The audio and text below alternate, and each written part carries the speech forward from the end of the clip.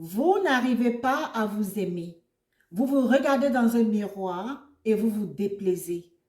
Vous avez eu à annuler des projets qui vous tenaient à cœur parce que vous n'avez pas cru en vos capacités. Vous vous êtes dit ceci. Qui suis-je même pour pouvoir les réaliser? Je n'y parviendrai pas. Vous avez été dans une relation amoureuse qui a négativement affecté la perception de votre être, votre dignité. Tout ceci peut s'expliquer par une chose, le manque d'estime de soi. Salut les amours, j'espère que vous allez bien. Bienvenue dans cette nouvelle vidéo. Je suis Majoline et aujourd'hui, je vais vous parler de l'estime de soi. C'est parti.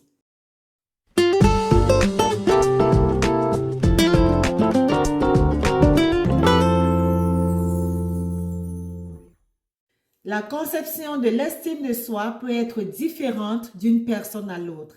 Elle peut même être compliquée pour certaines personnes. C'est quoi l'estime de soi?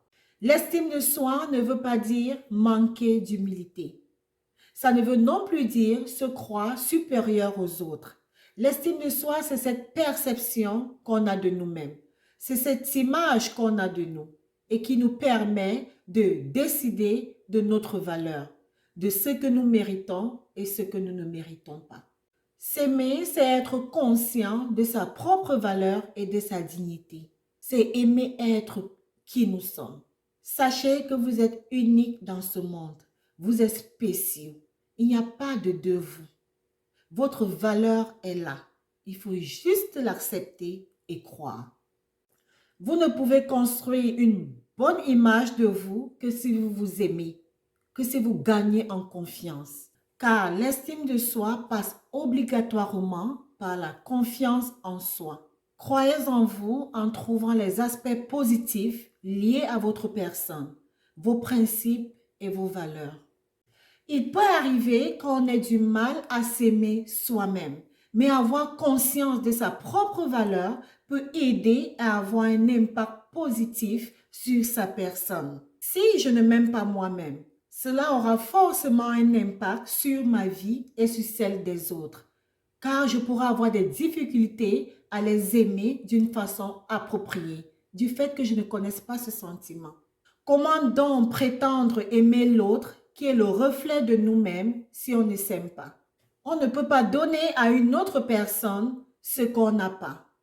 S'aimer donc, c'est l'essentiel pour avoir de l'amour vrai pour les autres et aussi avoir de bonnes relations avec soi et avec les autres. S'aimer, c'est aussi accepter les challenges de la vie. C'est aller à la recherche de nouvelles choses, faire valoir vos compétences, persévérer, essayer de vous découvrir vous-même, vos capacités et même certaines de vos qualités dont vous n'aurez jamais imaginé. Vous commencerez ainsi à vous apprécier, à vous aimer et tout cela augmentera votre estime de soi. Car vous verrez en quoi vous avez de la valeur. Vous verrez en quoi vous êtes unique et spéciaux. Et parfois, on a ce dilemme. Décider d'affronter les épreuves pour recevoir ce que l'on vaut réellement, ce que l'on mérite, ou alors subir la vie et accepter de recevoir beaucoup moins que ce que l'on vaut réellement. Imaginez, on va vous recruter à un poste où vous avez des compétences requises et on vous propose un salaire moins de ce que l'on propose normalement. Vous vous dites, bon, si on m'a proposé ce salaire, il y a une raison à cela. En tout cas, je ne mérite pas mieux. Et vous acceptez l'offre. Non. Donnez-vous de la valeur. Ne dévalorisez pas vos compétences, vos capacités, votre savoir-faire. Vous méritez mieux. Si vous vous dévalorisez ainsi, vous pourrez réduire votre estime de soi. S'aimer, c'est aussi savoir prendre de bonnes décisions pour son bien-être. Il y a par exemple des personnes qui ont vécu ou alors qui se sentent coincées dans de mauvaises relations parce qu'elles n'ont pas confiance en elles. Ces personnes se disent qu'il n'y a pas mieux pour elles et que leur partenaire est la seule personne qui les mérite. Et donc, gardent espoir pendant très longtemps que leur relation se transformera en bonheur, du jour au lendemain. Mesdames, messieurs, vous méritez mieux. Aimez-vous et donnez-vous de la valeur, car votre estime de soi en dépend. Ne restez pas dans l'insécurité permanente. Vous avez de la valeur et vous êtes digne d'être aimé.